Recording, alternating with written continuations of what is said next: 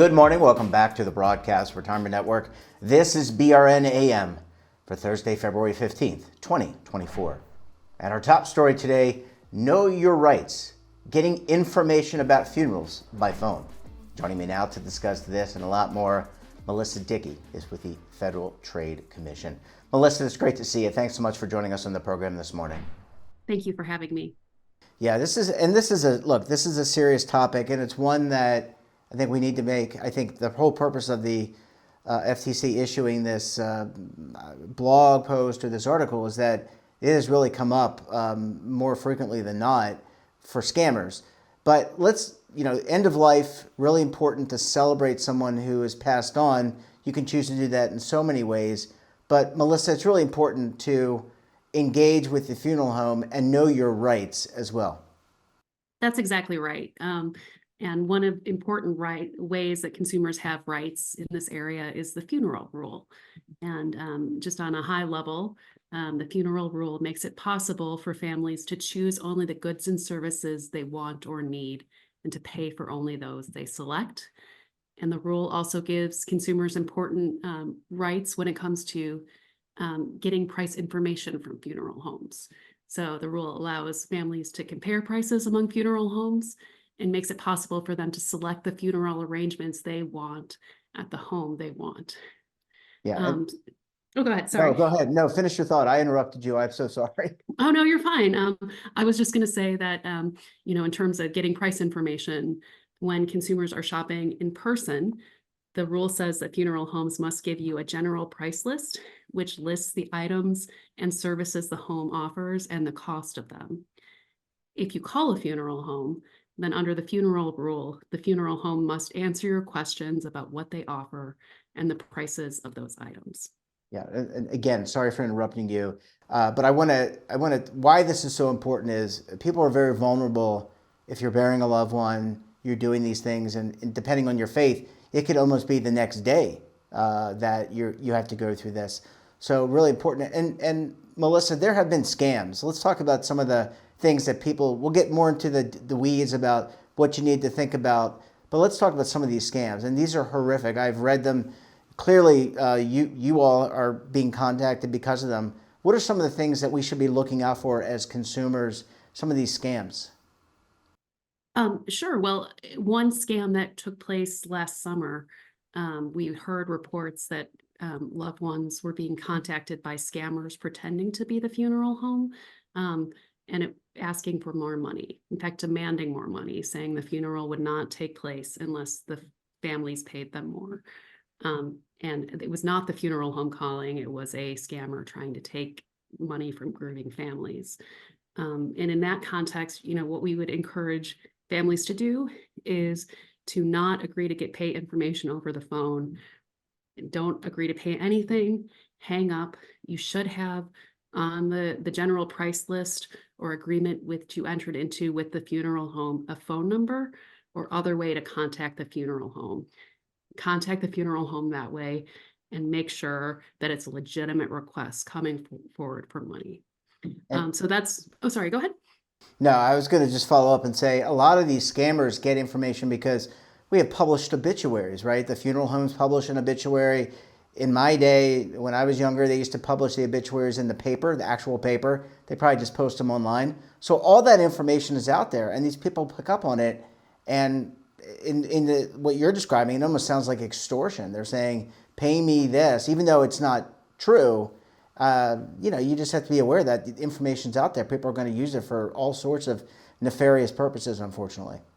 That's right. But if folks are, follow the advice and call the funeral homes at the contact number that they receive from the funeral home, they should be able to avoid falling prey to those extortions.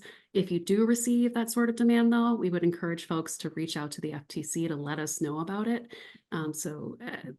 Consumer complaints are a great way for us to figure out how to use our law enforcement abilities. And so you can contact us at reportfraud.ftc.gov. Melissa, I need to take a very quick break. When we come back, we're going to talk more about some tips to help you when preparing a funeral for a loved one, you're going to want to stay tuned right here on BRN AM.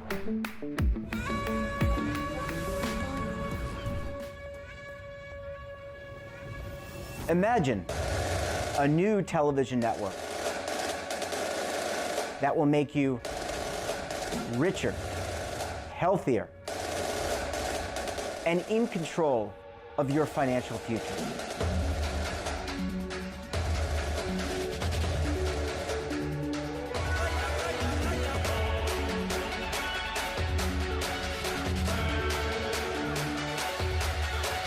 This network is for the policewoman in Nashville, Tennessee, the baker in Dubuque, Iowa, the teacher in Lexington, Kentucky.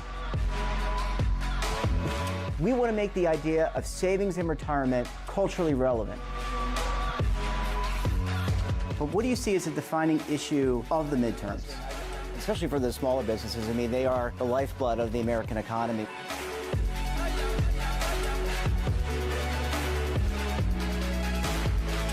Featuring exclusive interviews, current affairs, and docuseries. 33 years old, you retired early. The philosophy is money only matters if it helps you live a life that you love. But you got to start thinking about retirement as soon as you get in. The Broadcast Retirement Network will drive very high engagement with premium partnerships. So this isn't retirement and savings for your parents or grandparents. This is for all Americans. And we're going to change the way you think about money.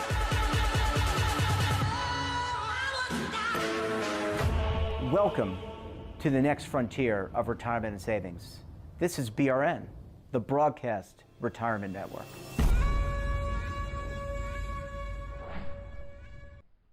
Welcome back. We're joined this morning by Melissa Dickey of the Federal Trade Commission. Melissa, thanks so much for staying with us. Oh, thank you so much for having me. Yeah, this is really important. And again, it's an unpleasant topic, but it's one that, unfortunately, we're all going to face. And I want to talk more with you about the rule. And even if you're not being scammed, there are things that you need to do during a very difficult time, traumatic time for many people. You have rights. This funeral rule exists to protect your rights. And one of the things you probably need to do is get any proposal from the funeral home in writing, like having a contract. That's exactly right. And in fact, you are entitled to, once you've reached an agreement with the funeral home, to receive a written statement. And you should receive that written statement after you decide what you want and before you pay.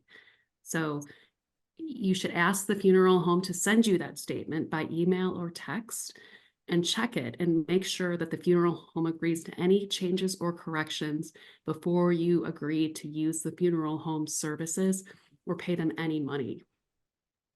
We would also, some other rights that you have under the rule is that you have the right to buy separate goods, such as caskets. You don't, so for example, if you want to bring your own casket or urn, or to buy one online and bring it to the funeral home has to allow you to use it, and they cannot charge you any money for doing so. In addition, when you're dealing with a funeral home, some of them will offer you a discounted package, and you are welcome to accept that if you want to. But the funeral rule says that you don't have to buy a package that includes items you don't want. The funeral home must let you buy only the services that you want or need. Yeah. When you talk to funeral homes over the phone, it's okay to ask them to let you slow down, or it's okay to ask them to slow down, explain, or repeat something. And it's really important to make sure to ask when they quote you a price for a specific service, say for cremation or burial, to ask them what's included in that price. So for example, you should ask if there are other costs associated with the purchase, like death certificates or estate permit or obituary, because sometimes those fees can add up. And finally, when you're dealing with a funeral home, if they won't give you the information you want about their prices or services, or if they won't give you a written service when you're dealing with them after you've made arrangements, find a different business. There are funeral homes out there that will give you that information. Yeah, really good point. And It kind of begs the question, Melissa. We don't know when we're going to pass on. I mean, for the most part, you can unfortunately be stricken with a disease, but if something happens suddenly, you just don't know. Is it best to prepare these things in advance? We talk often about wills and estates, but is something that you should really think about, especially as you age, maybe planning what you would like a funeral home to look for. And there are funeral home prepayment plans that you can participate in, almost like a student loan payment or a college enrollment program. Yes, we would encourage families, if they can, to shop around in advance. You can make a list of several funeral homes that you might be interested in contacting. You can reach out to them in advance to find out their prices. And it's a good thing to do because you may find similar services and items for a lower price if you have the time to comparison shop. In addition, you mentioned pre-planning. That's a really important area to think about, recognizing your rights, because that's one area where the laws will vary from state to state. And so it's a smart move to know what goods, what the rules are under your particular states with respect to prepayment. The good news is that regardless of what state you're in, the funeral rule requires funeral homes to give you price lists when you're pre-planning, so you have some sense of what the prices are that you will pay. Yeah, really, really important. And unfortunately, a lot of people don't think about end of life, but that it can, in some ways, be very costly. Melissa, we're going to have to leave it there. Great to see you. Thanks so much for joining us, and we look forward to having you back on the program again very soon. Thank you for having me. And that wraps up this episode of BRNAM. Have a topic of interest, someone you think we should talk to, drop us a line. And don't forget, for all the latest curated news and lifestyle, wellness, finance, tech, so much more, and all in one place, check out today's edition of our daily newsletter, The Morning Pulse. Want to search our archives, check out our latest content, then visit our website. We're back again tomorrow with another edition of BRNAM with a very special topic. Of course, a very special guest. Until then, I'm Jeff Snyder. Stay safe, keep on saving, and don't forget, roll with the changes.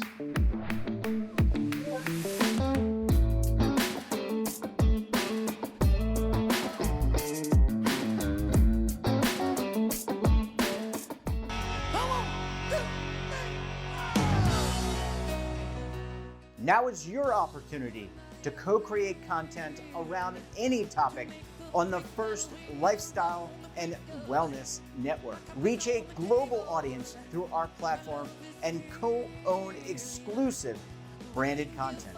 All of our programs are available on demand and also as audio-only podcasts, so you can take us on the go. Broadcast Retirement Network, available anytime, anywhere, and on any device.